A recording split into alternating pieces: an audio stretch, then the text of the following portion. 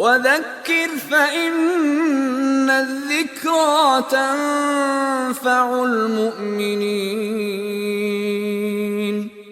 Assalamu alaikum wa rahmatullahi wa barakatuh. May the peace and blessings of Allah be upon you all. I'm Abdullah Oduro and welcome. When is Hajj? When is the ceremonial practices of the Prophet Ibrahim alayhi salam to be performed?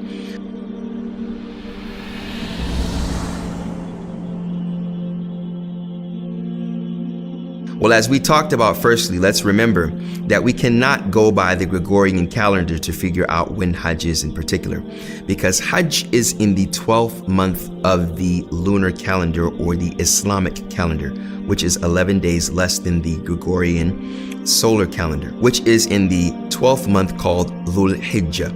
Now, Dhul Hijjah is the last month of the Islamic calendar. Yes, we do have 12 months, which has been confirmed in the Qur'an. It is particularly in the first 10 or 13 days of this month, particularly starting from the 8th all the way to the 13th. Now, Allah subhanahu wa ta'ala, within His wisdom, as we know, there are some connections between the Bible and the Qur'an, but the Qur'an may confirm certain things that we may find in other scriptures in the Torah and in the Bible.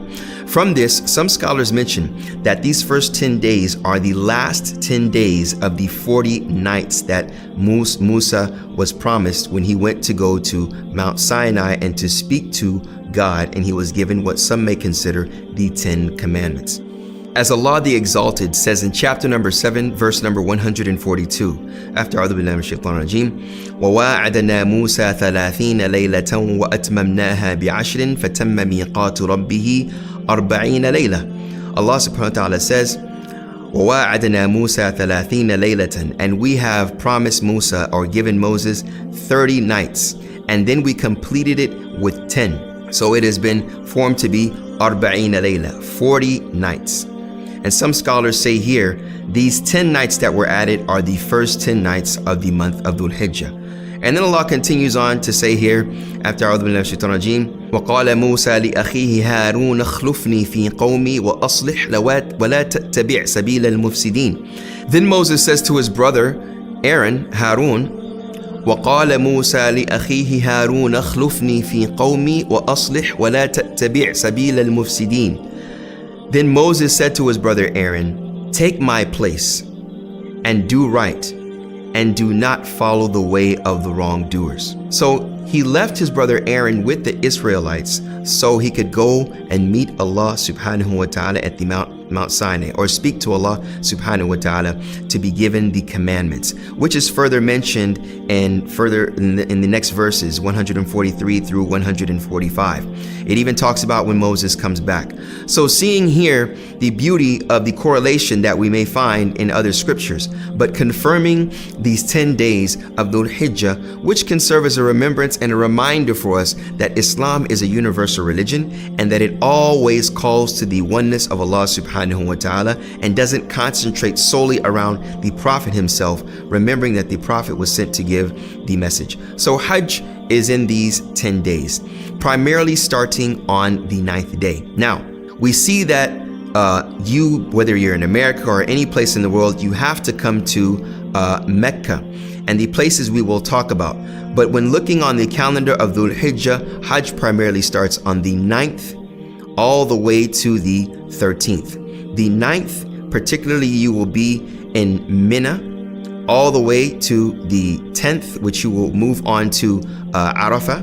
And Arafah, some people call Arafah because it comes from Araf is to know something, or Ma'ruf, which is known. And this is where some scholars mention that this is where Adam met Eve, and this is actually where we were all created and we were predestined. And Allah subhanahu wa ta'ala asked us, Alastu bi rabbikum? Qalu bala shahidna. Am I not your Lord? And we all acknowledged and said, yes, you are our Lord. From this, on the 9th, we will move on at Salat al-Maghrib, go on to a place called Muzdalifah, which is an empty plain also. You will stay the night there, and in the morning of the 10th, you will go on to Mecca and then come back to Mina. And the 10th is the day of Eid, which, as you know, the day of Eid and Ramadan, which we have, there is also Eid al-Adha. And Eid al-Adha means that there is something called al-Udhiyah. And udhiyah is that animal which you sacrifice. This is one of the practices that are done on the 10th day to show and celebrate and commemorate the practice of Ibrahim, and to show gratefulness and gratitude to Allah subhanahu wa ta'ala from what He has provided for you. As we mentioned in the verse when Allah told Ibrahim to perform the pilgrimage.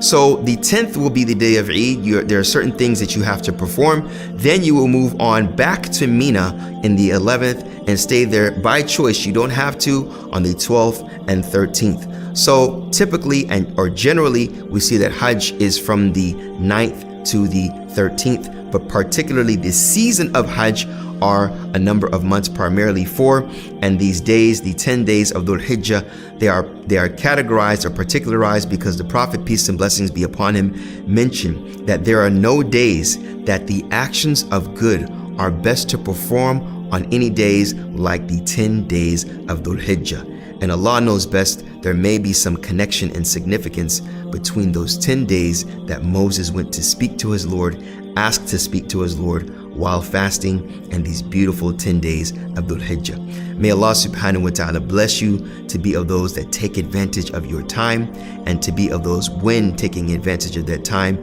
it's filled with remembrance, patience, love, and happiness. Assalamu alaikum wa rahmatullahi wa barakatuh. Thank you.